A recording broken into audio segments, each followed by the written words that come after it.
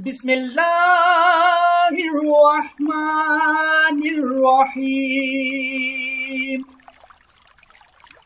شروع اللہ کے نام سے جو سب پر مہربان ہے، بہت مہربان ہے۔ آسمانوں اور زمین میں جو چیز بھی ہے وہ اللہ کی تسبیح کرتی ہے، اور بادشاہی اسی کی ہے اور تعریف اسی کی، اور وہ ہر چیز پر پوری قدرت رکھتا ہے۔ وہی ہے جس نے تمہیں پیدا کیا، پھر تم میں سے کوئی کافر ہے اور کوئی مومن، اور جو کچھ تم کرتے ہو اللہ اسے خوب دیکھتا ہے۔ اس نے آسمانوں اور زمین کو برحق پیدا کیا ہے اور تمہاری صورتیں بنائی ہیں، اور تمہاری صورتیں اچھی بنائی ہیں، اور اسی کی طرف آخر کار سب کو پلٹ کر جانا ہے۔ آسمانوں اور زمین میں جو کچھ ہے وہ اسے جانتا ہے، اور جو کچھ تم چھپ کر کرتے ہو اور جو کچھ کھلم کھلا کرتے ہو اس کا بھی اسے پورا علم ہے، اور اللہ دلوں کی باتوں تک کا خوب جاننے والا ہے۔ کیا تمہارے پاس ان لوگوں کے واقعات نہیں پہنچے جنہوں نے پہلے کفر اختیار کیا تھا، پھر اپنے کاموں کا وبال چکھا، اور آئندہ ان کے حصے میں ایک دردناک عذاب ہے؟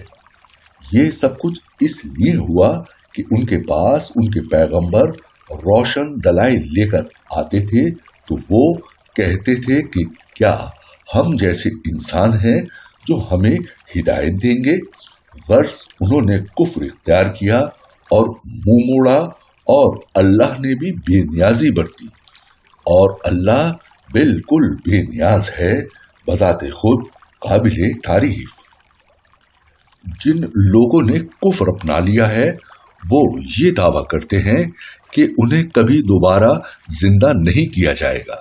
کہہ دو کیوں نہیں، میرے پروردگار کی قسم، تمہیں ضرور دوبارہ زندہ کیا جائے گا، پھر تمہیں بتایا جائے گا کہ تم نے کیا کچھ کیا تھا، اور یہ اللہ کے لیے معمولی سی بات ہے۔ لہذا اللہ پر اور اس کے رسول پر اور اس روشنی پر ایمان لاؤ جو ہم نے نازل کی ہے، اور تم جو کچھ کرتے ہو اللہ اس سے پوری طرح باخبر ہے۔ یہ دوسری زندگی اس دن ہوگی جب اللہ تمہیں روز حشر میں اکٹھا کرے گا۔ وہ ایسا دن ہوگا جس میں کچھ لوگ دوسروں کو حسرت میں ڈال دیں گے، اور جو شخص اللہ پر ایمان لایا ہوگا اور اس نے نیک عمل کیے ہوں گے اللہ اس کے گناہوں کو معاف کر دے گا، اور اس کو ایسے باغوں میں داخل کرے گا جن کے نیچے نہریں بہتی ہوں گی، جن میں وہ ہمیشہ ہمیشہ رہیں گے۔ یہ ہے بڑی کامیابی۔ اور جن لوگوں نے کفر اختیار کیا ہوگا اور ہماری آیتوں کو جھٹلایا ہوگا وہ دوزخ والے ہوں گے، جس میں وہ ہمیشہ رہیں گے، اور وہ بہت برا ٹھکانہ ہے۔ کوئی مصیبت اللہ کے حکم کے بغیر نہیں آتی، اور جو کوئی اللہ پر ایمان لاتا ہے وہ اس کے دل کو ہدایت بخشتا ہے، اور اللہ ہر چیز کو خوب جاننے والا ہے۔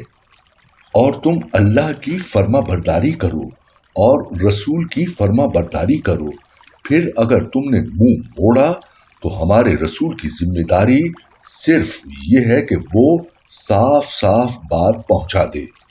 اللہ وہ ہے جس کے سوا کوئی معبود نہیں ہے، اور مومنوں کو اللہ ہی پر بھروسہ کرنا چاہیے۔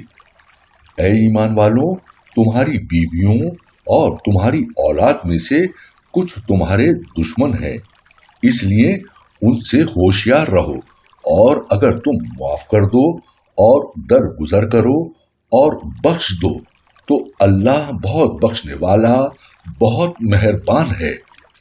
تمہارے مال اور تمہاری اولاد تو تمہارے لیے ایک آزمائش ہیں، اور وہ اللہ ہی ہے جس کے پاس بڑا اجر ہے۔ لہذا جہاں تک تم سے ہو سکے اللہ سے ڈرتے رہو، اور سنو اور مانو اور اللہ کے حکم کے مطابق خرچ کرو، یہ تمہارے ہی لیے بہتر ہے۔ اور جو لوگ اپنے دل کی لالچ سے محفوظ ہو جائیں وہی فلاح پانے والے ہیں۔